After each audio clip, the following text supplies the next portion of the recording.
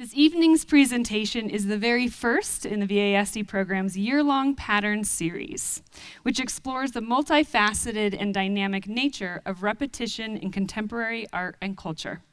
From DNA to data, from ornamentation to textiles, from history to habits, the universe is full of order derived from chaos.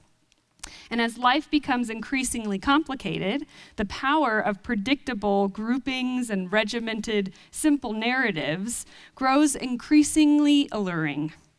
Patterned organization can provide solace in a complex world, and it can even crystallize a sense of divine perfection. But it can also reduce and simplify to a point of dangerous inaccuracy, eliciting false positives and misjudging correlation for causation. Through next April, this series will explore the human desire for symmetry, categorization, and repetitive alignment at a time when social and political progress simultaneously aims for a more nuanced and intersectional perspective. And we are very thrilled to begin this year-long investigation with artists Katie Parker and Guy Michael Davis, working collaboratively as Future Retrieval. Currently based in Cincinnati, Ohio, where they also work at the University of Cincinnati's College of Design, Architecture, Art, and Planning, both artists received their MFA from Ohio State University and BFA from Kansas City Art Institute. Future Retrieval's work has been exhibited at Lloyd Library and Museum and the Fuller Craft Museum in Brockton, Massachusetts, among others. Their work is held in numerous collections, such as Arizona State University Ceramics Research Center, Cincinnati Art Museum, and the Society of Dresden Porcelain Art in Versailles, Germany. They are the recipients of awards and residencies, including the Smithsonian Artist Research Fellowship and the Bemis Center for Contemporary Arts Residency. In their pattern series artist talk this evening, titled Past Present Future Retrieval, we'll discover the various ways patterns arise in the artist's stunning work, addressing the cyclical and repetitive nature of time and processes of multitudes. The artist will elaborate on both the literal and conceptual aspects of repetition in their work. Katie and Mike will provide a behind-the-scenes look at the technology and tools they employ in their studio, including 3D scanning and printing, woodworking, paper cutting, weaving, and more, which allows them to mimic and re-examine the history and presentation of decorative arts and design. And we'll learn how harnessing these methods and processes allows them to conceptualize, discover, and acquire form, making influential historic objects into content-loaded sculptures that are completely contemporary. It is now my pleasure to welcome Katie Parker and Guy Michael Davis of Future Retrieval. Thank you, Gretchen. Thank you, Toby. And thank you, Derek Velasquez, for getting us here to Denver and inviting us today. It's truly amazing to be here, and we love being back at a small art school. It feels like home. Yeah. Okay. So we met at the Kansas City Art Institute where we were studying ceramics. We graduated from KCAI in 2003, and then I went to grad school at Ohio State immediately after undergrad, and then Mike went from 2006 to 2008. And we'll tag team this, but we'll get a rhythm going here. In 2008 is when we started working together, and it happened through a couple different ways. And one was doing a residency at Dresdener Porcelain in Versailles, Germany, and this was a kind of sister porcelain factory to Meissen, so they were making similar forms, similar objects, had the same history, but without the state sponsorship. So what happened there is there was a handful of us working in the same studio, and we were allotted just a small collection of molds from their archives. And essentially what happened is we started passing these things around, and it wasn't our work to start with anyway. From the beginning, it was the factory's work. And then what happened is we kind of lost this sense of the selfishness of being in the studio, or like the authorship of the work. Like when there were 4 forms and there were 4 of us, we all had to share the forms because everyone wanted the dog, this dog. So we were like, well, we can't, so maybe let's all use the dog and we'll all kind of do different things to it to kind of make it our own. So we ended up looking a lot at the history of porcelain. This was at the 300th anniversary of the celebration of the discovery of porcelain in the West. So it's the porcelain jubilee that was happening. So we were looking at Meissen, at the Zwinger, looking at these objects that maybe if we had seen them like in a museum or like at your grandparents' house, I don't know, there's something that's like really easy to overlook and not look into. And all of a sudden when we were surrounded by it, you start to notice how beautiful the painting is, how delicate the objects are, how many molds it took to make that object. And then we started taking elements of this, like the squirrels chained to their rocks, and then chaining the dog to a rat head. So kind of doing similar things and copying different bits. We like this kind of darkness that we can see in decorative things sometimes. So we're taking just little bits from everything and then adding that back into the work that already has this history to refresh it and make it our own. So this was kind of from that dog bed, but also this mural that was in Dresden, the Procession of the Princes. So we wanted to kind of like elevate this rat and make it like special and delicate. And then also thinking about how we work, like Gretchen mentioned, we use a lot of new tools like 3D scanning, rapid prototyping, and printing. So by scanning an object, we can shrink it and scale it or blow it up, and everything's exactly the same. So this piece is kind of also like showcasing how we can move and scale objects to fit whatever project we're working on. And so this is just kind of representation of some of the work we made after we returned from Dresden. And we were kind of still in this like figurine mode and this kind of dark narrative, and maybe some allegory was kind of roped into it a little bit. And we called these minuets because they're porcelain, so we couldn't make them that big. In 2011, we were invited to have a solo show at the Taft Museum of Art in Cincinnati, and to respond to the museum and its collection and make something contemporary. And this was the first show where we were being invited as a collective to make work together. And it wasn't you're making a little bit and I'm making a little bit and we're kind of putting them side by side, but the idea from the initial conception to the actual installation was a completely collaborative process.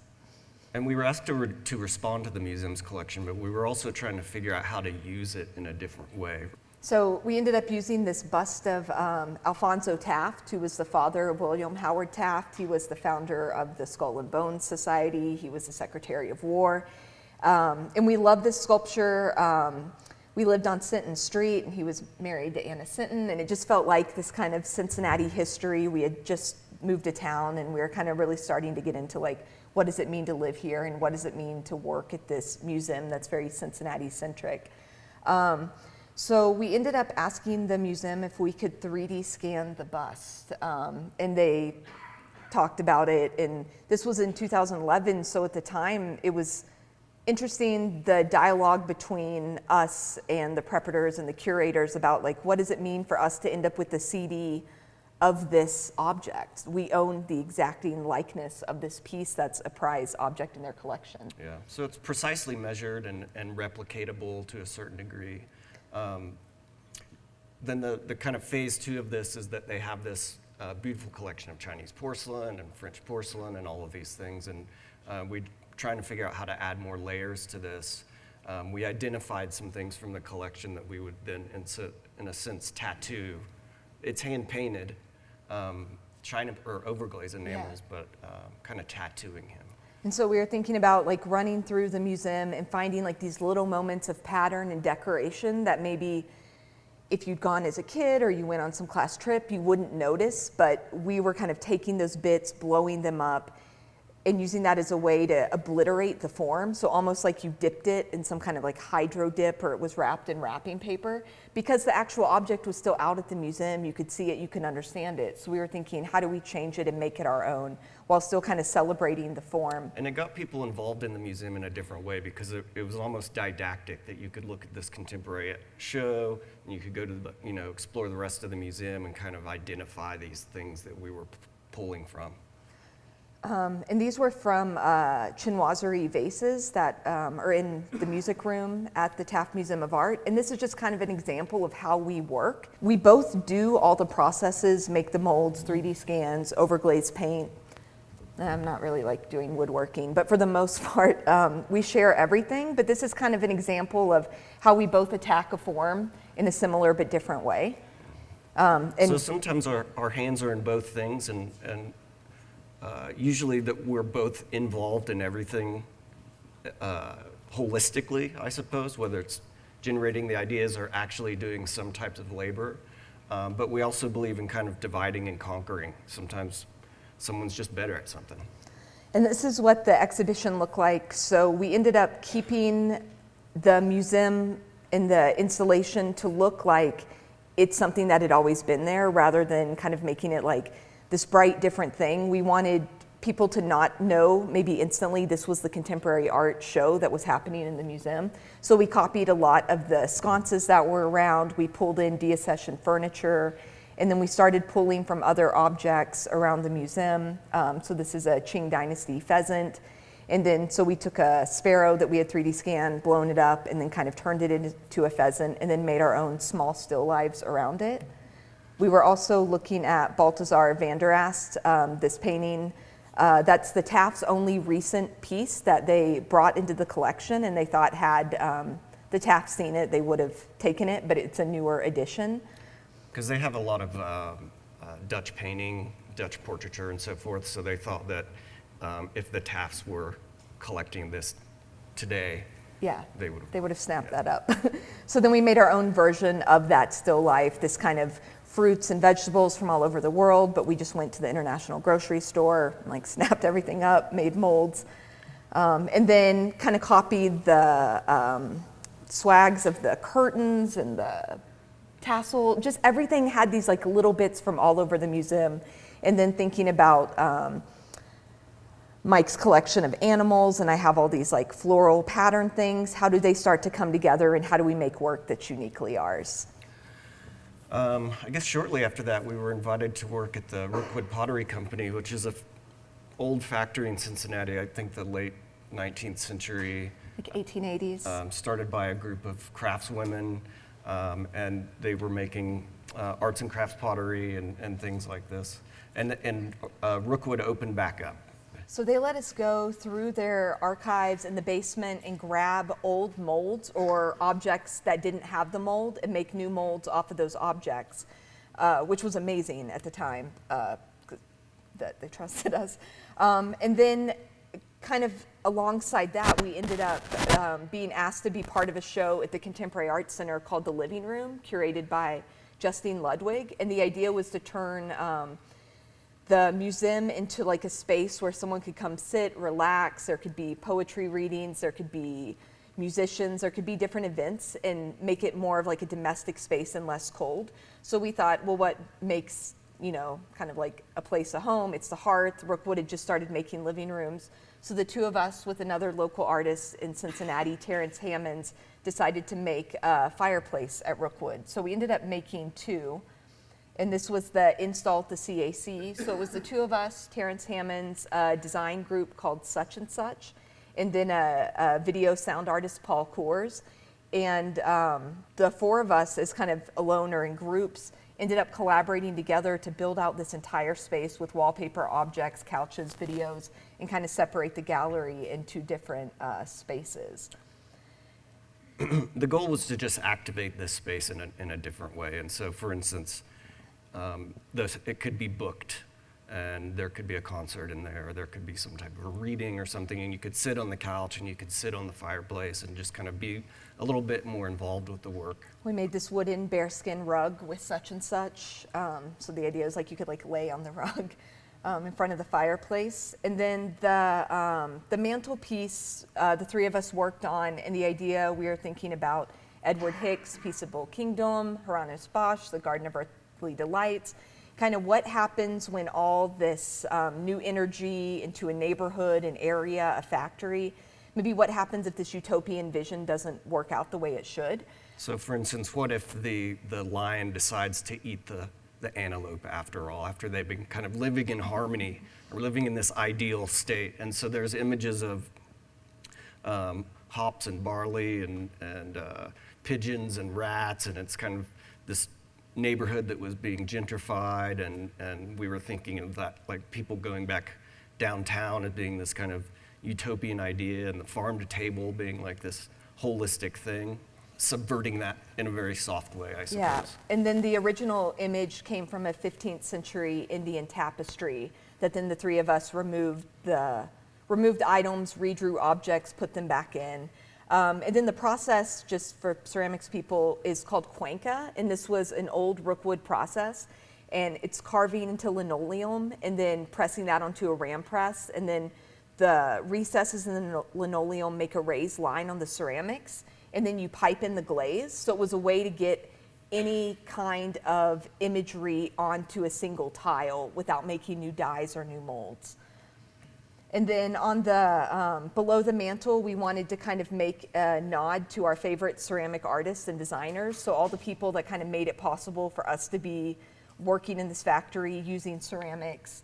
So it was like Ava Zeisel, Russell Wright, Josiah Wedgwood, Johann Friedrich Botger, who invented porcelain in Meissen, Shiri Yamadami, who was an artist Rookwood brought in from Japan, Charles Fergus Benz, Mary Louise McLaughlin, who started Rookwood, Adelaide Alsop Robineau, Maria Longworth Nichols Storr, John Livingston. So all these artists that we felt like kind of paved the way for us. One of those was kind of top center was Ava Zeisel's mugshot. Yeah. She was in prison, solitary confinement for an assassination plot on Stalin. Falsely accused. And then this is the fireplace right now. The Cincinnati Art Museum acquired it last spring, which is really unreal and amazing, and they put it in the same room with old Rookwood fireplaces. And when we first were starting this project, that's where we went to figure out what we wanted to make. So it's kind of nice, like, till past when we die, this will be cared for. These bears were a small paperweight that, again, we 3D scanned. These were from the 40s, made by Louise Abel. And we pulled that out of storage, scanned it, made it really large, made this porcelain chain link, and kind of anchored them to the fireplace as protectors. And then used the bear head to make a series of lights that went above the dining room area. And then this was one of the first times we started working with neon artists in town who work out of a sign museum in Cincinnati, and die cutting paper to kind of make these like really decorative pieces that reference early like Meissen ceramics, the snowball service. And then 21C Museum Hotel ended up commissioning one of those for an actual restaurant then. So it was nice that this kind of like art became actually a part of life. And we think 35,000 hand-cut, assembled pieces of paper. And it's just much more expansive. Yeah, but it was nice to go from a fake dining room to a real one. So yeah. This is Publicity Shot. All right, next project. Grand Theft? Yeah. Okay. We did a show, there was this thing in Cincinnati called Photo Focus. It's a biennial, so every other year there's like 80 photography shows. And we were, I guess, invited at the time to do a project. So there's a little bit of funding, but we don't really make like images, like photographs and stuff like that.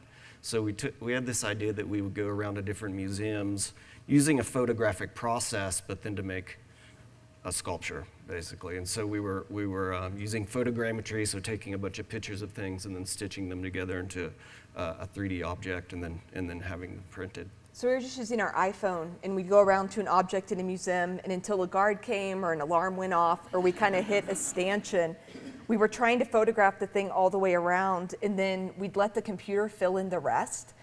So you kind of got this version of the thing, but it's sad, it's not quite right. Like it's morphed together, its legs aren't And we were living there. in like a fantasy that we were stealing the art. Yeah, right? we're like, we got it, we have our favorites. But yeah, they're a little mutated.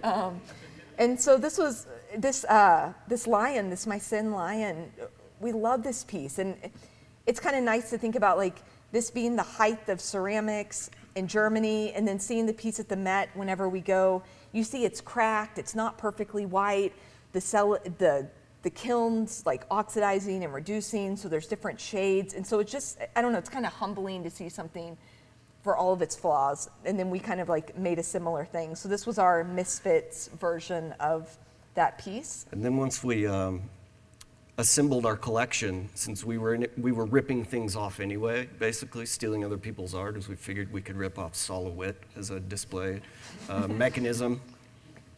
Yeah, so we'd given made his ourselves art. permission, basically. And so we ended up taking 5 scans from 3 museums, the Met, the MoMA, and then the Cincinnati Art Museum, and then made this solid wit piece that kind of climbed down these stairs.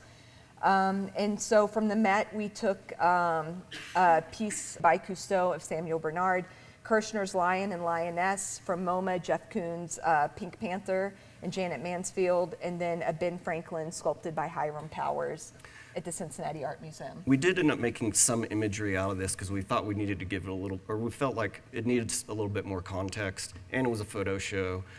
So we made these ceramic plaques, lithophanes. So it's a translucent porcelain plaque, and when it's lit from behind, you get this kind of 3D image.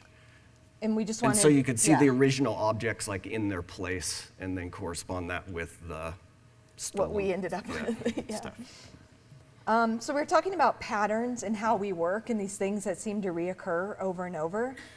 And I think what happens is we end up with a show or a space or a place and time, and we propose something, and then we kind of make it, and once that's done, we start again. So in 2014, we had a 3-month residency at Bemis, and we were like, okay, we're gonna get out of town, we're gonna have all the space to work in, and we're not tied to ceramics so much. So we thought we should make something that was kind of like everything in our brain that we are thinking about right now. And then we thought, and we'll make it portable. So we'll make this box on wheels and we'll just move it right home, and it's gonna be great. Yeah, a pattern of our making, I guess, is Yeah. right. And this kind of this is unfolding, and it's this like linear talk.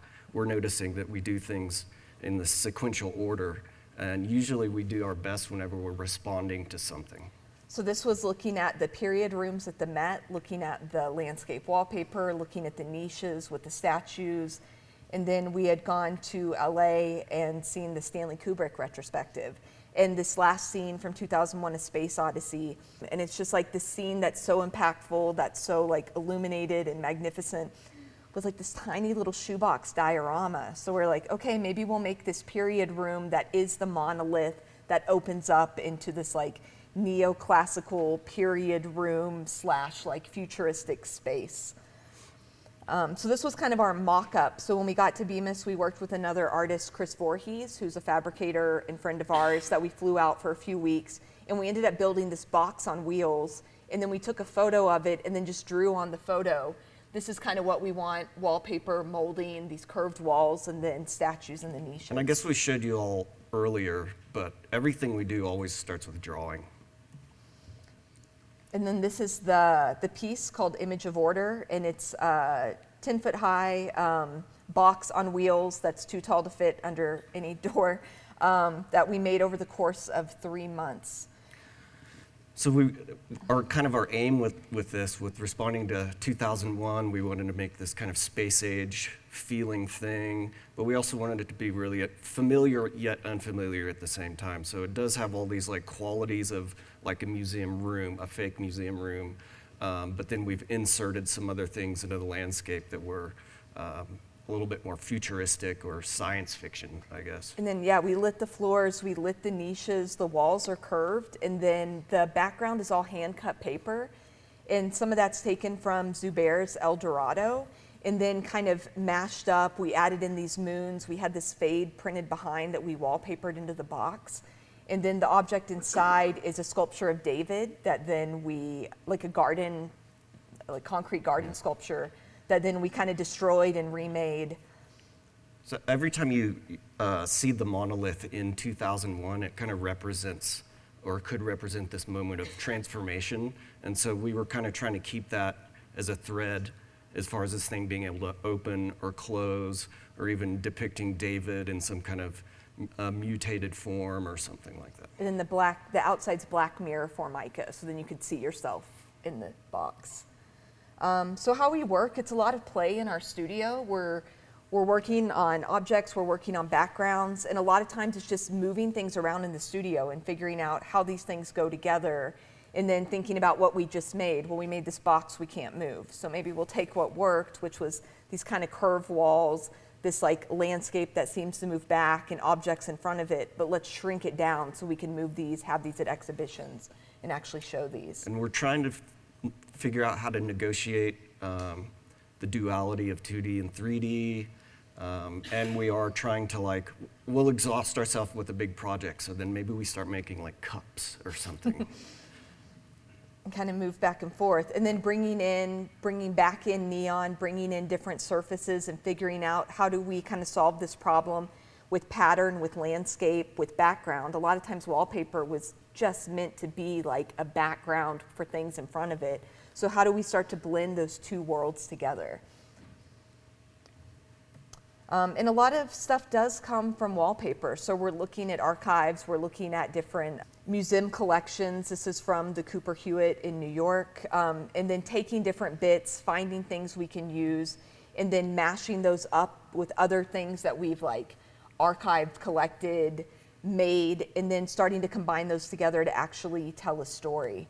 So this was a French block printed wallpaper, an overdoor piece, Triumph of Venus, excuse me.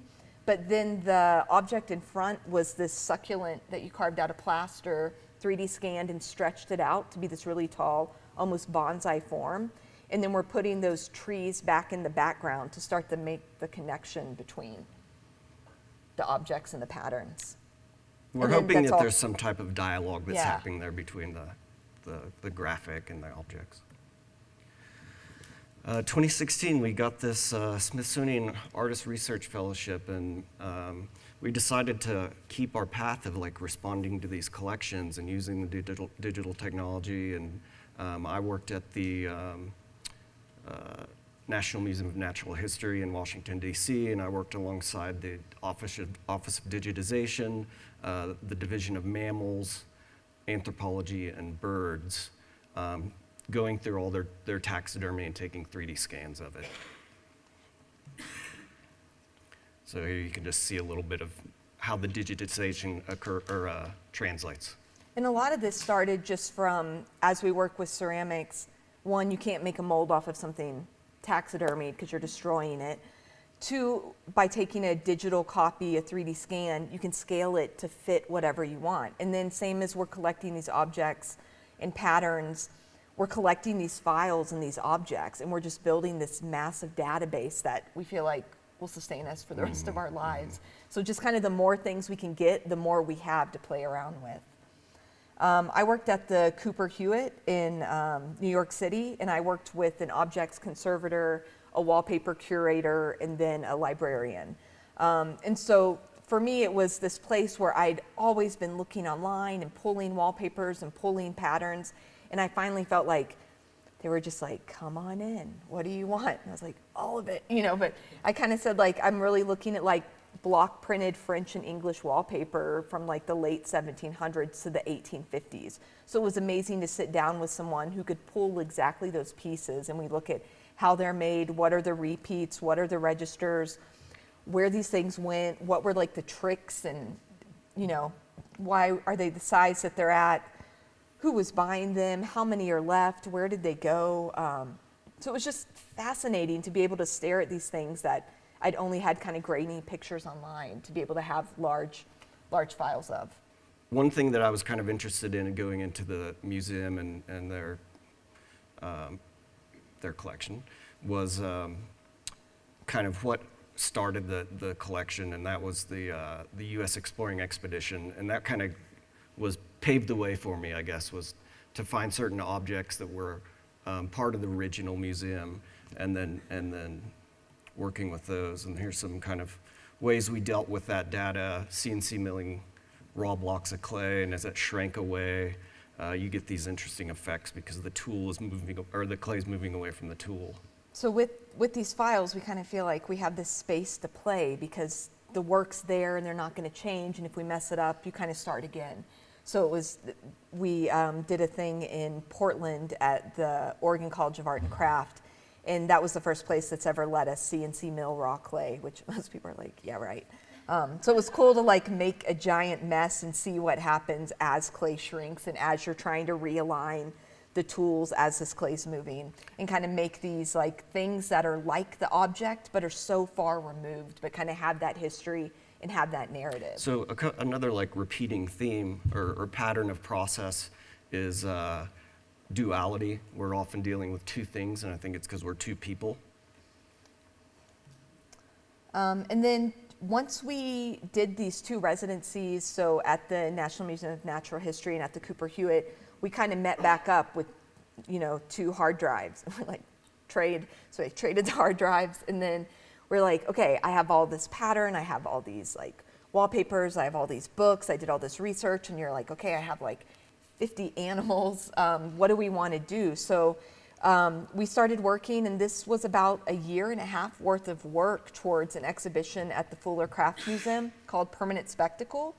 And I ended up working again with Zubair's El Dorado, which was a 26-panel landscape wallpaper that was block printed. It was over 10,000 hand-carved wooden blocks to make this wallpaper series. And then it had representations of all the continents. Yeah, so the idea was like when it's installed properly somewhere, you could move around the world and see a space you would never be able to travel to. And so then we're taking El Dorado, we're removing all the people from the scene and then putting the animals back in, similar to what we were doing with the Rookwood Fireplace. And then working with the actual photographs of the taxidermy, and then how do those get cut up and turned into like the cut paper style that we're working with the block printed imagery and put back into the scene. So then we're making this world of what happens when people are gone, thinking of like Thomas Cole's Course of Empire paintings, like once civilization rises and falls and it's just the animals, what's left, and then being able to like play and mirror that scene to then make it wrap around. So then we're kind of calling back to natural history museums and dioramas. We're really process oriented, and we feel like we like to learn as we're making and trying new things. And so this kind of shows you a little bit of like what our studio could potentially look like at any given situation of throwing and hand building and digital stuff. And then kind of how the object works out. So then the bobcat as the taxidermy piece, and then the bobcat after we're done with it. Again, with the scanning, we can then blow it up to account for the shrinkage of porcelain, so make it 18% bigger, so then when it shrinks down, it's the exact size of the original bobcat. So we do want to have this likeness because these objects are from life and they have that energy, and we're picking things that are kind of grotesque and have like a mannerist feel and have some kind of energy, and they're not static figurines. Thinking back to what we were looking at my sin, these figurines that are like doing more than just like silhouettes of like small children with baskets. And then on the bobcat, that's a Sèvres pattern. So that was like a early 1800s, and it was a marble pattern. And I really liked how that was supposed to stand in for marble. So again, we're trying to make it to where this object's almost dipped in pattern. And as I think you work so technically and formally, and you want the exact animal, and then I'm always like, let me have it, and I just want to like obliterate it and cover up everything. You've worked so hard. Yeah, like I'm kind of a formalist, a little bit of a minimalist. I really like line and things like this, and then yeah, the pattern kind of just camouflages all of that. But then like I feel like as you're like making molds of the form, you're sitting with it, you're making the parting lines, you're figuring out exactly how this thing comes together. And then as I'm patterning it, I'm doing the same thing. Like I'm holding it in my lap, I'm turning it over, I'm finding like all these nooks and crannies, I'm trying to like eke the pattern around. So by the end, we both understand what this object is and how it exists. And I think that's kind of how we earn it as our own a little bit. And then this rhesus monkey, this was also one of the original XX pieces, right? No, this was just a very handsome monkey. Yeah. Never mind. Regular rhesus monkey. But again, like taking it and then scanning it, making molds, slip casting it in porcelain, and then putting it back out. And then this was the exhibition, Permanent Spectacle. So kind of our arrangement here, we were thinking about going into the storage, so we kind of revealed some of this wooden undercarriage of things because we were going into the skeleton of the institution, but also with the El Dorado and it being kind of almost a time-based landscape of the globe, and then also dealing with the collection being things from all over the planet being picked. We thought it was kind of a nice thing to show this almost like global view. And then with the animals and with the background, again, we're thinking of like this natural history diorama, these period rooms at the Met, that landscape wallpaper that's behind plexiglass. So this is all hand-cut paper, but we're again putting it behind plexiglass. So it's that like protected thing. This is special, but also so people have space to move in and come up and see the time, see the labor, make the connection between the physical ceramic object and the representation of it in cut paper, and start to see like, this is how we're earning this is how we're making it ours. We're not merely just like taking these objects we love and like copy and pasting. We're really like putting the time back in and examining them and making them our own. And then this was one of those, the Finch's parrot from earlier, but shrunken down to then put on a vase. This was a piece we made in Jingdezhen, China. So kind of playing with how the porcelain is moving and kind of molten. And these went on the two ends of the installation, just thinking about like house museums, there's always the two pots on the mantle, or back to like the two bears on the fireplace. And since we took the human element out of the wallpaper, we kind of felt like pottery is this kind of representation of humanity or culture. Just the bobcat. And this was where we first started putting some weaving into our work. So this was a piece of block printed wallpaper that then I wove on a tapestry loom. Just thinking about other ways to translate this imagery that feels, you know, it's block printed. So it's almost like paint by number. So it feels like it's kind of there to be rearranged, reformed, and could take any different process. And I've learned a lot since then. And then this is an African dik-dik, this small kind of deer that sits on top. It's a life-size little antelope. And then the monkey with the hand-built pot. So just thinking about like what's really beautiful. Is it this thing that was like completely labor-intensive replication of something that exists, or this hand-built pot that's really crude but feels like so beautiful and is holding similar qualities? And then with this installation, we built it so that you could come around the back and actually see the silhouettes. So thinking about cut paper silhouettes and the history of how cut paper is shown, and again, kind of revealing the labor that went into this. I think we were talking a lot about like cycloramas. Yeah. We took out that part earlier. Yeah. There's more about that I deleted. But looking at like old movies from the 50s, like Forbidden Planet, these like curved landscapes that kind of held this like otherworldly space. And that may be one thing that we like to talk about, and I credit Betty Woodman for this, is that I think she said that, you know, a painting has a place on the wall, like it has a given situation that we're familiar with it in, but making sculpture invites us to then create the space. Sculpture needs a home, so we're always trying to like build that space so that it contextualizes the objects and you get a clue to like the backstory of where we're at. In 2017, we were Jaspis Fellows in Stockholm, Sweden, and we were given a studio for 3 months. It was amazing.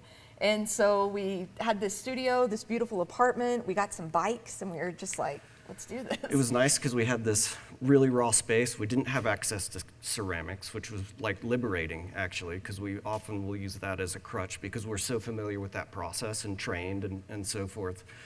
So this also became an opportunity to kind of work outside of our comfort zone. And so the first thing, we got there and everyone's like, oh, you have to go to the Biological Museum. It's amazing. It's going to close. You should really go see it. And we show up and it's this beautiful building with these like curved walls, just like we built, that kind of spirals up, filled with taxidermy. And then each level you move up through the museum, you're seeing different levels of taxidermy, the animals living at the bottom of the forest floor, the middle, and the top. So you're working your way from ground level up through like a forest canopy. And it just felt like, yeah, we're onto something. Like this is exactly, I mean, not what, this is unreal, but it's close to what we made. And it just felt like those ideas we have and where they were coming from, really we're starting to like make those connections. So this is closed since, but it was this really amazing space, and they've let artists have shows within the installations, which would be a dream. So nominate us if anyone ever asks you. But we get to this space, and it's really in an office building. So we were thinking about, well, what can we do? I brought like a small loom. I didn't bring anything. Yeah, and some paper. And we're like, okay, so we thought like, well, maybe we'll like, as a joke, make a bunch of pots without ceramics. So we got permission to go to the park. I got permission from the Park Service to go and collect fallen trees. This actually happens to be a telephone pole. But we didn't really have anything. So I was dragging these trees to the studio, using my luggage, moving these logs. And also then the closest museum we had access to, because we were always obviously just like infatuated with museum settings and everything and collecting, there was this Middle Eastern museum which had this really fantastic collection of Cycladic pottery.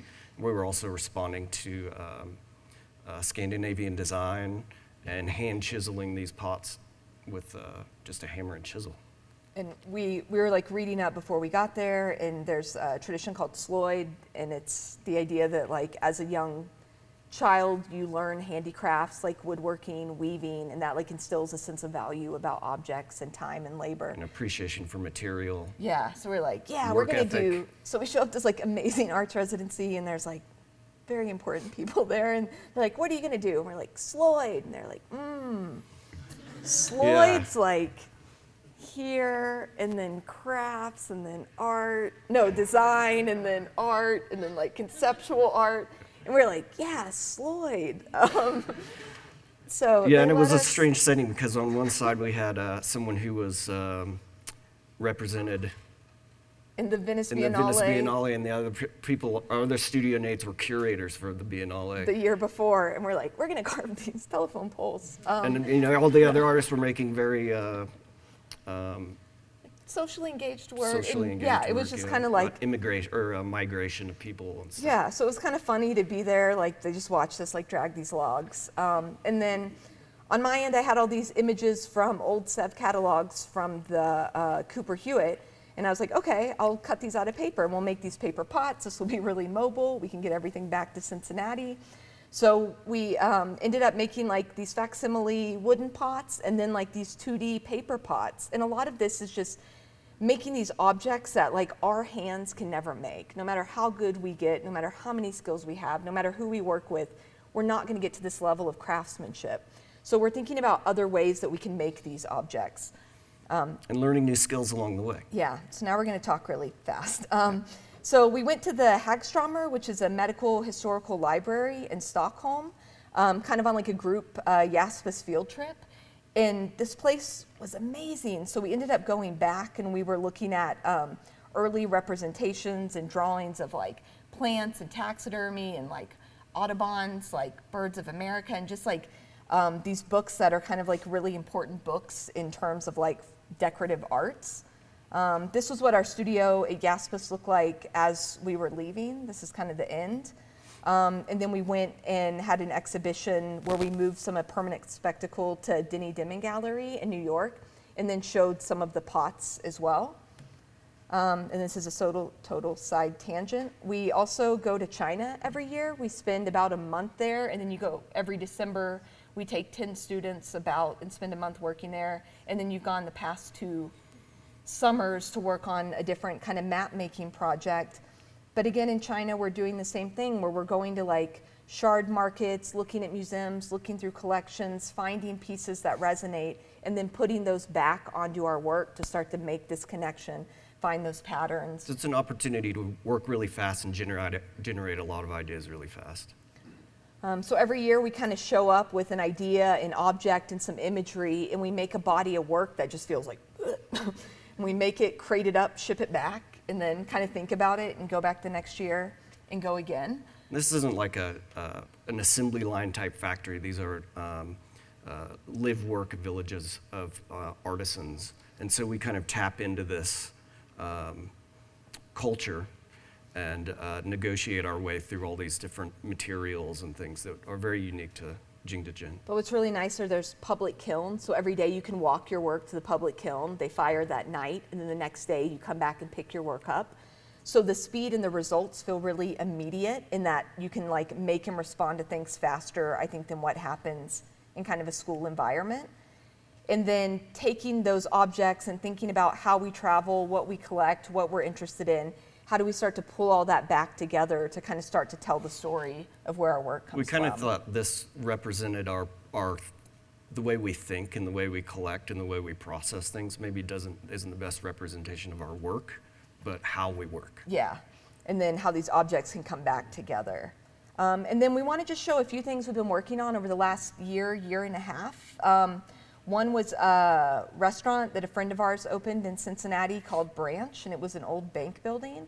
So he asked us to take this owl down from the bank and make a mold of the owl and then come up with some kind of chandelier. It goes back to this responding to a space and responding to objects and responding to a historical building. So it's a chandelier with no lights, but this like beautiful like owl sculpture when you walk in, but then we're making a glaze that mimics the bronze ceiling, the like kind of tin, I'm not saying the words right, but we're responding to this space, and basically, again, finding these relationships. Yeah, and trying to make something that if you'd never been, you would think that piece was there from the beginning. So it's kind of nice when people visit, they say like, oh, it's so cool you were able to keep the original chandelier.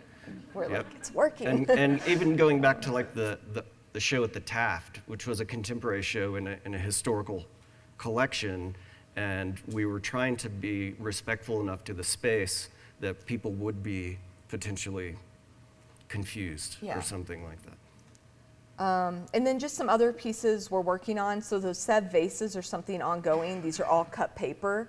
And then we're taking out the vignettes in the middle and putting in things that we're interested in, so different wallpaper images. The middle one is Joshua Tree, so kind of taking landscapes that are meaningful to us and putting those back in to make these more contemporary.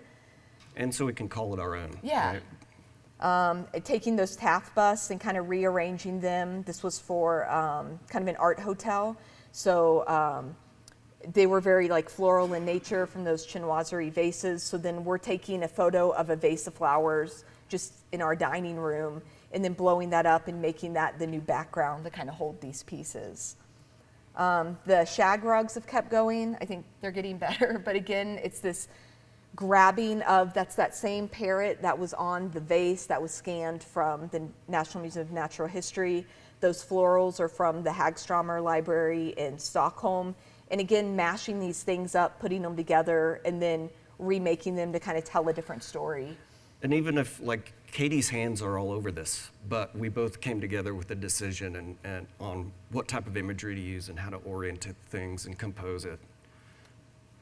And then taking these objects and how do we take all these bits out of these larger installations and then make smaller pieces that we can move and show that start to tell a similar idea.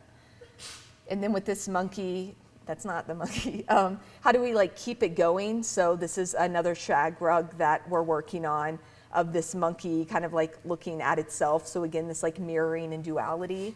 And then taking that scan and we've sliced it all up and then we're making a 3-foot wooden one. So it's all CNC milled maple. Yes. That goes back together because that porcelain one's, you can't move it. It feels like you look at it and it's gonna break. So again, with those files, it gives us that flexibility.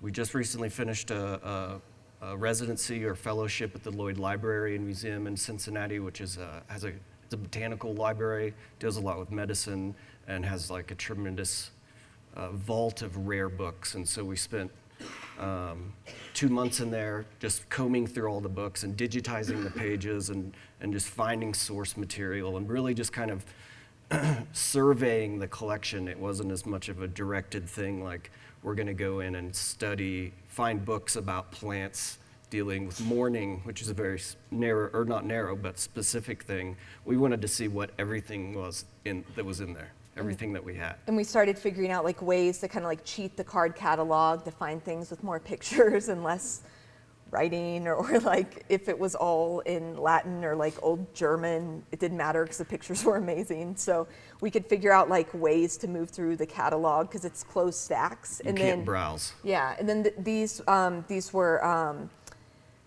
this book was from 1798, and it's a 10-volume set of Napoleon's travels through Egypt, where he was documenting everything from above, from below, inside the tombs, the landscape, like actual like pieces of like papyrus, and just looking at like making those connections between like this, the landscape wallpaper, exploration, the start of the Smithsonian, the like frontispiece of these books, and again, it's sort of this like destruction of civilization, what's left. And then our pitch for the Lloyd was to make apothecary jars, so old Italian drug jars that we would take their botanical imagery, refresh, and remake these in a more contemporary. It has such a strong collection of books about medicine, we decided to make these drug jars. And the last school of eclectic medicine closed in Cincinnati in the 60s, and so all those books ended up at the Lloyd.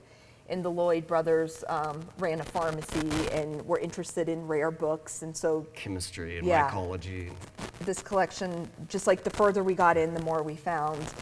And so then we ended up taking different botanical images. This is called the seaweed tribe, but then taking that illustration and then cutting it out of paper to again make our own version to kind of learn this and explore. Everyone loves mushrooms. Yeah, they're all the we're rage talking these about this days. at lunch. Our breakfast felt like our lunch.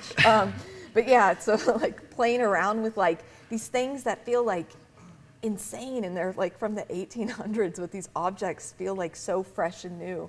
So remaking those, looking at the silhouettes, and then going through and making vector files out of them, and then we water jet cut these out of aluminum and then powder coated them, and then just kind of sunk them in blobs of clay. And then this was a book from 1642, I think, this allegorical, alchemic book of poetry, essentially.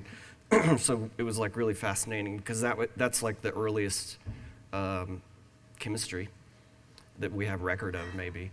And so we also, in this show, we decided to kind of make an alchemic lab to a certain degree.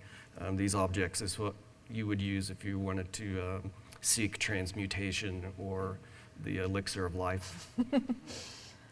And then again with like how we pitch these exhibitions, so we made this proposal sketch of what we wanted to do at the Lloyd. So we used the Lloyd brothers' old cabinet. This was like a pre-Civil War cabinet that was one of the, actually it turns out we found at the opening, I'm not even gonna tell you. It was a Lloyd's, one of their earliest pieces, but it turns out it came from somewhere else. So we wanted to use that cabinet to house our work. So this is kind of like what we submitted. And then this is the installation. So this opened on September 6th. And we ended up showing this chemistry set, the apothecary jars, these water jet cut pieces, and then we made these cardboard cutouts, kind of playing with the idea of books and pop-ups. And just what are all the ways we can show what's at the Lloyd, how magical it is, and how like it's not just this library and you don't have to be interested in just like medicine or pharmacy or botany. And being respectful to the idea of a library and using some of their tricks, I guess you could say, with like these cutouts and thinking about pop-up books. Yeah. And then almost lastly, we have a show at the Cincinnati Art Museum in 2021.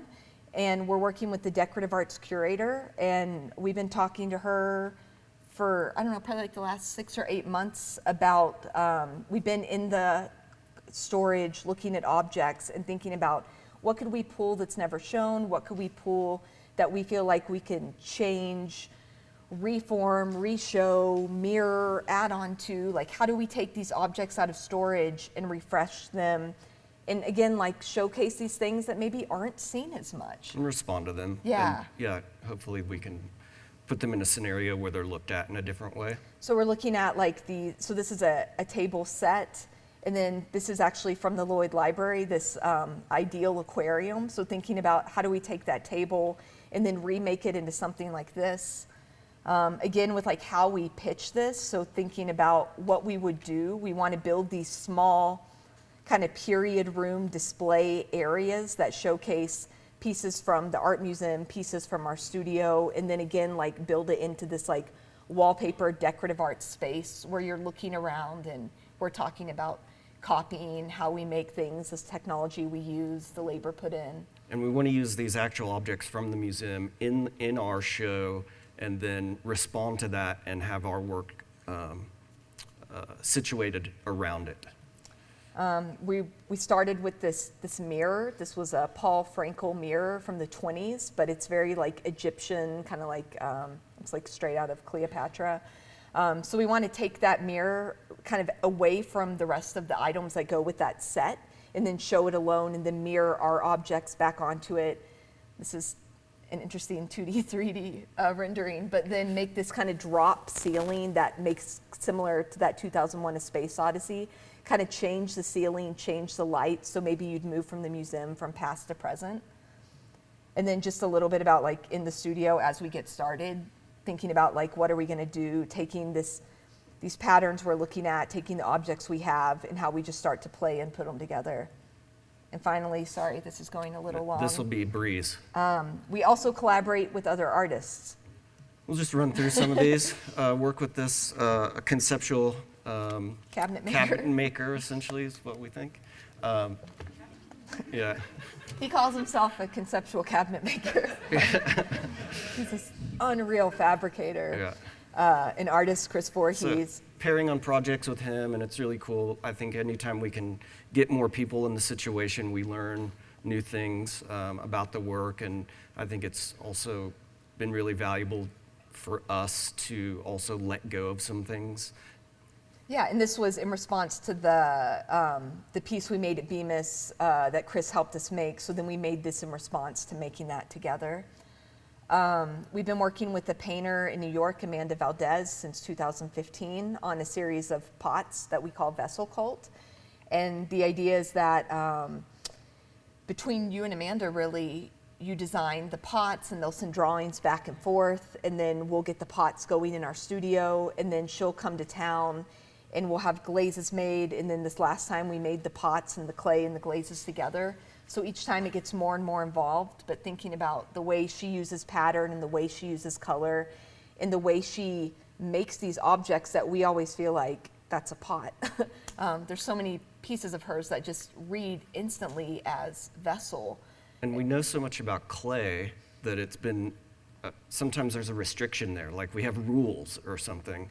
And so it's been really good to work with her because she's completely naive to the material and helps break those rules, like using kiln wash as glaze, or all these things where you're like, you're not supposed to do that. And then how do we combine this imagery together? So we kind of move these pots as a round robin throughout the studio and just sketch them out, respond in different ways. Like she's taking images from her paintings and we're taking florals and patterns that we've generated over the years and thinking about how do these go together? How do we paint them?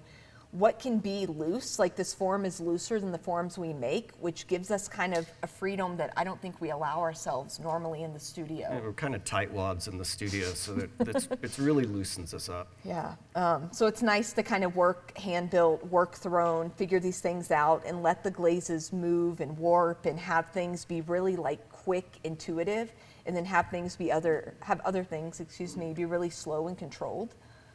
So this has been like amazing and fruitful, and I think we've generated more than 50 pots at this point, and we hope to keep it going. And also, I think you all probably know as well, it's hard to find time to hang out. So if you're making art with your friends, you feel like you're kind of doing two things at once. Like we're hanging out, we're spending all day, we're eating meals, but we're also like doing something that pushes everyone forward as a group. This was a piece we made with a photo professor at the University of Cincinnati, Jordan Tate. And this started in 2016, and we've made 3 different iterations of this as well. And we wanted to make this kind of neoclassical hedge garden fountain space. Like Versailles, if you will. But we also, it was for a show called Cut and Paste, or a art fair. And so we were just kind of stealing everything from, all of our imagery was just kind of copied from the internet. And so Jordan works a lot with Photoshop and imagery found from the internet. So it was interesting for us to work in such like a loose way where the objects didn't have to exist, and then on his end to build these large objects that then we have to move and figure out. And this was where we started with the cardboard cutouts. We wanted to make this beautiful statue that then was this fountain, and we're like, we can't do that. And we're like, what if we should get a cardboard cutout from like partystandups.com, and from far away it'll look amazing. And then you kind of come up close and you realize like that's the joke, that's the copy and paste. But then she's pouring water into a real pot that we threw that looks like the pot that she's holding. And then playing around with that, making repeat wallpaper patterns to have this like kind of gilded idea, and then making molds that will never actually cast anything. So kind of the idea of the mold. And then we made a series of photographs where we built this small niche in the studio, and then took pieces that Jordan had been working with and pieces that we had been working with, and kind of combined them together. Actually, the one, the pink and white one, we cut on a tile saw and then duct taped it together, and then stuck it together and photographed it. But it was cool to actually, for us to make objects that only needed to exist in the photograph. So that kind of like gave us, again, that freedom to experiment and play around. And then just blur the lines between the object, the photograph, and then the photos, we just made 4 photos. So then those became the object. So it seemed like it was really about what's real and what's fake, what's copied, what's authentic. And then how do those come together to make like this really beautiful space that you'd like to be in? We've worked with a painter, Rebecca Morgan, who lives in New York, and done a series of vases with her. Again, just she comes to town. She's like, God, I wish I had some nice vases like this. And we're like, what do you do in the next 6 days? And we just kind of like sit down and get to work and trade these. And when you're working with friends and you're working within a similar, not aesthetic, but you value what they do, you know they're making good choices, and vice versa, it's easy to kind of like pass those things on and know that like whatever decision they make, you're going to respect and you can then respond to it. And then a friend of ours we met in China who's Swedish, Magdalena Nilsson, she came to Cincinnati, and we worked for a few days on these landscape pieces, just using decal and tiles we bought at a local tile shop, and then using the Riso printer and playing with different landscapes, using an architectural blueprint printer as well, overlapping and just playing around. So again, like just having a friend in town, what are we gonna do? We could go do all this stuff, or we could just sit in this room for like a week and make weird work together. And that's what we always choose. It goes nowhere. Yeah. So that's it. Okay, thank you. If there are any questions, just throw your hand in the air. I'm curious, I can see a real reverence for the museum as an institution in your work. I wonder if you ever take a more critical stance, or like a Fred Wilson approach to looking at the objects that you're seeing, the history that you're finding, and finding that it's an unpleasant history. A lot of these things actually got to the museum in a not so happy way, right? Yeah. We've always we've never wanted to really stab at that. In fact, we've even taken some things out of context a little bit, I think, to celebrate the beauty of what the object is. But yeah, we haven't been too subversive with navigating the museum. But even like with the Zubair wallpaper, there's a lot of things in there that have like a freighted, weighted history that feels inappropriate for this time and place. So I think by us removing the people and kind of picking and choosing what we want, we're able to recreate that where it makes sense to use it and it feels like something we can get behind. But it was interesting in Sweden, even those pots that were from the Cyprus expedition, seeing how that was navigated and who made what agreement and how many pieces each museum gets. And then as we were moving, every museum in Sweden was free for the most part. So we could just bike all around every day and visit a different collection. But some were Sweden was supposed to take half and they took 3/4 and they need to send this back and everything's labeled as such and it's still here. And so it was interesting that was the most I'd seen so many places at once grappling with that history and trying to figure out, what do we do with these pieces? How do we show this? How are we honest about where we got these? And kind of how do we move forward? And then I think with the Smithsonian, looking at like how that collection's formed, what the XX expedition did, and then going back to the Lloyd and reading like Keishan Ramsey Peel's book and how these things were collected, and looking at like, who am I thinking, like breadfruit, Cook. yeah, Captain Cook, and like everything that kind of like the good, the bad, and how those were collected. But then like maybe we're not looking at the things so negative, but looking at like how did they get these things back, or if this was flowers of the Himalayas done by 2 Dutch women, how did they get up there? They hiked in dresses. They drew all these things. They brought these things back down. They went on. So I don't know, kind of looking at it in a different way, but We do think about it, yeah. and we talk about it. Can you talk a little bit about how you structure your lives so you can do so many artist residencies? We teach full time, so that helps because then we'll get summers off, or we can negotiate fall off, or, And that subsidizes the work. yeah. as So we well. get those like 3 months. So we're like, okay, and then we're planning like 2 years out, like where can we go, or how can we do this? Or sometimes maybe we're like missing some school to kind of do some of these, and or going to China, we take students, so that's kind of like a 2-in-1 where it helps us, but then we're also able to like expose students to a place and space they never would go. But it knocks out one of our classes, right? And Yeah. then we also teach on, we try to teach on opposite days, so there's always room for someone to be in the studio. So there's always momentum. And then for years we had our studio at school, so then like as like we're loading a student kiln, we can like pop some of our work in.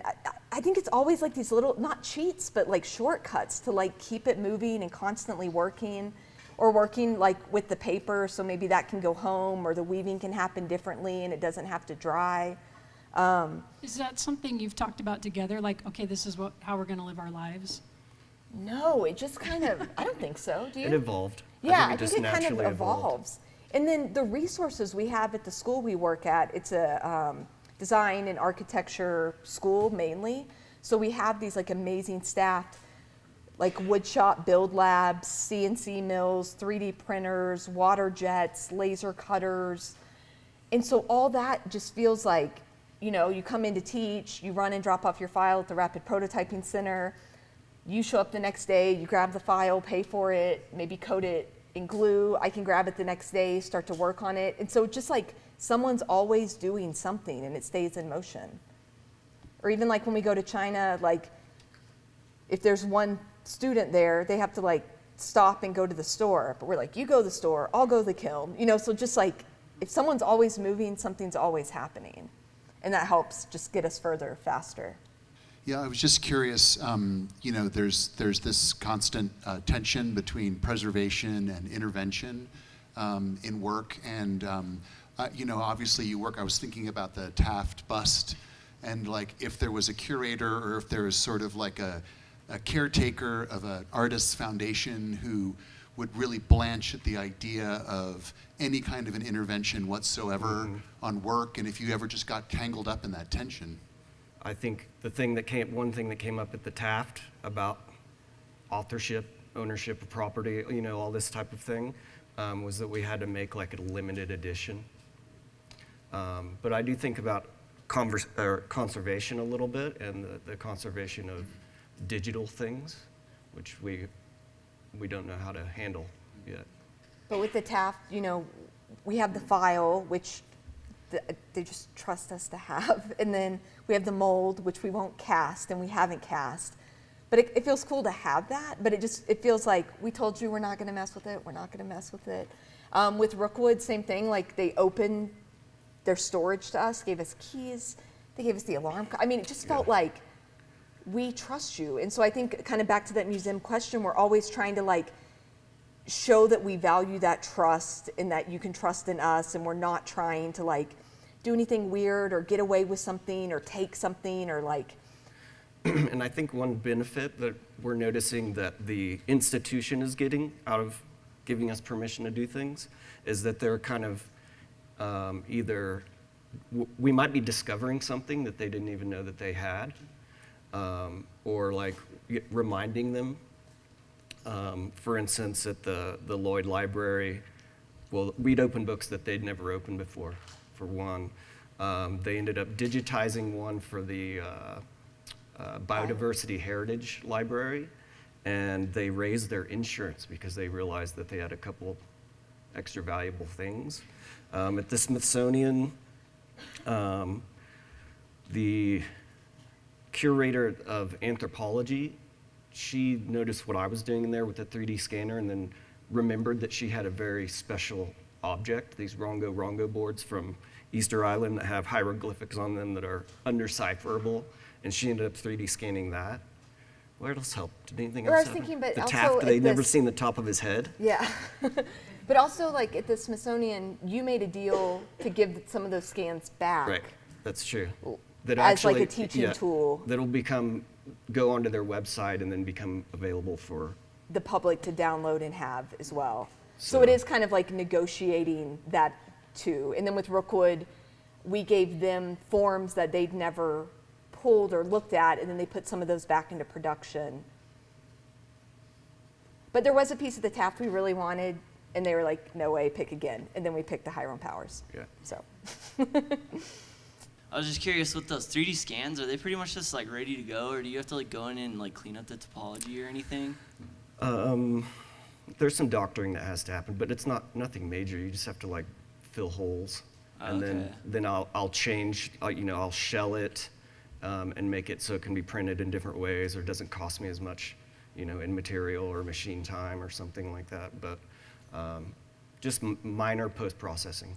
Cool. And with the cell phone ones, like the Grand Theft, those, because they were kind of coming from all over from a phone, you get like something blown out or just giant holes. So we just click fill holes. And however it caved it in or morphed it, we kind of left it.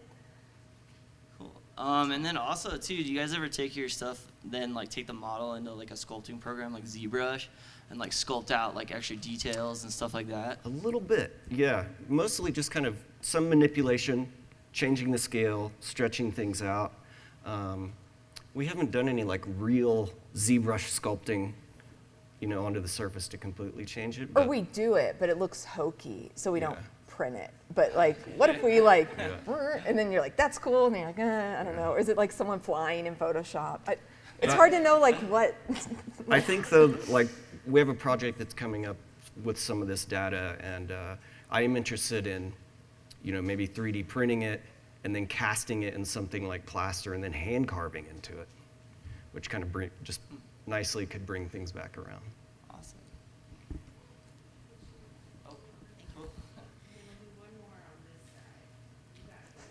Thank you both so much for being here and talking to us tonight. Thanks. I'm wondering, as educators who are very interested in the history of art, how do you describe to students and aspiring artists the role of art history in contemporary making practices, especially to those students and artists who are more interested, say, in avant-garde or doing something completely new and breaking away from historical precedent? I think everything exists as some kind of historical precedent, and it's easy, not easy, but the connection is there to be made. With our, we've taught like you're teaching freshman drawing, I'm teaching grad students, so we're kind of hitting end to end. But a lot of it's just getting them to the library, getting them to look at archives, getting them out to like shows around the city, looking at what collectors locally have, seeing those pieces up close, hearing the story from the collectors about why they collected that, where that came from, who they were looking at before, where their collection started. And then with like thinking about patterns as part of the series, the like first page of Google image search kills me when you type in pattern, just, I know that page, I know what it is, I know when you've pulled from it. But thinking about all these museums that are scanning things and making databases and doing things at a very large scale and making that accessible, that feels like such a special place. So I think more and more I'm trying to get students, if they want to find these things, if they want to use the internet, learn how to really use the internet, know what the Met has online, know what the Smithsonian has online, know what the Cooper Hewitt has online, know what the public library is scanning. And I've been taking my drawing class to the library to draw, just to get them more, just in the door, because it's really difficult to get some folks in there. They don't want to do it so much. But then you took them down like a WPA slide to talk about like, Works progress yeah, and like administration. all the yeah. murals in Cincinnati and like how these things get built and like what it means to be like a good citizen as a freshman and yeah, go to things, ask questions, say hi, yeah. And then whenever we go somewhere, I think the first thing we do is like go look around, like go to museums, go to galleries, see what's happening. So I'm sure working as a team is not always the most delightful thing. So how do you guys manage between making sure everybody's artistic vision and the general goal of what you're trying to achieve? How do you get that? I think one thing is to not expect anything and to be as honest about the work as possible and to trust each other. And essentially, I think by doing that, we end up getting to something we would have never made before or individually or whatever. And so we're learning along the way. So for instance, like when we work with Chris and we made that mountain-looking shape, it was just kind of a little scenario where someone was like, oh, I need a mountain shape. And then maybe Katie then drew a mountain shape. It wasn't the mountain shape I was wanting to draw, you know? And then I cut it out. And that's the three of us kind of trusting each other's judgment. And the two of us, like, we'll go have lunch meetings, like this little diner by our house, and we're like, this is a meeting, and like, art meeting, and we'll have like a list and an agenda, and we'll kind of like set that up, and what are you doing, and what am I doing? Because we teach on different days. Our studio's kind of this series of rooms, so we're not like hanging out all the time. You know, we do a lot of things separately, but then because the idea is one idea, it's just, you do your part, I'll do my part, we'll meet back up, and then we just start to play in the studio and pin things up. And then like we go home and have dinner, and it's like, we're not talking about school, we're not talking about students, we're like, let's just kind of eat dinner like people eat dinner. And so you do like kind of negotiate, like, when are we just having a life, and when are we having fun, and when do we need to get back to the studio, and yeah. Because it's tricky, it can consume you, you know? So it is nice to like break and pause, but be like, all right, on Wednesdays at 1, we're gonna have this lunch and figure it out. Thank you, guys. Let's Thanks. give it up for Katie and Mike one more time. Thanks.